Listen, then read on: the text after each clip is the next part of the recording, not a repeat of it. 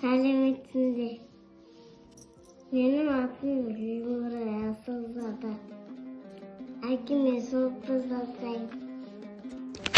Шолпы – қыздардың шашқа тағатын ұлттық зергерлік әшекей бұйымы. Ол шаштың ұшына тағылып, өрілген бұрынның соңына бекітіледі. Тиын, салтыншақ, қоңыраушаларымен әшекейленеді. Шолпыны екі үзбелі етіп күмістен соғады.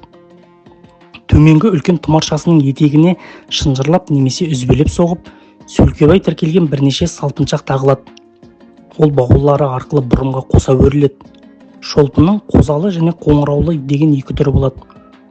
Біздер қоңыраулы шолпыны жасаймыз. Қоңыраулы шолпы қозғалған сайын сыңғырлап нәзік дыбыс шығаратын бірнеше қоңырауы бар шашқа тағатын шолпының түрі. Қоңыраулы шолпылар көбіне біріне бірі тізбектелген, әртүрлі пішіндегі, сырты өрнектелген, іші қуыс құтышалардан құралады да, оның ішінде сылдырмақтары, төменгі жағына қарай қоңыраулары болады. Халық өлеңінде сыңғырлаған күлкісіне сылдырлаған шолпысы үн қосады деуі осыны аңғартады. Сондықтан бұл әшекей қазақ халқының дәстүрлі киім мәдениетінде ерекше орын алады және ұлттық зергерлік өнердің маңызды бөлігі болып саналады. Ендеше саған сол бұйымды бүгін әдемілеп жасауды үйретейін, қызым.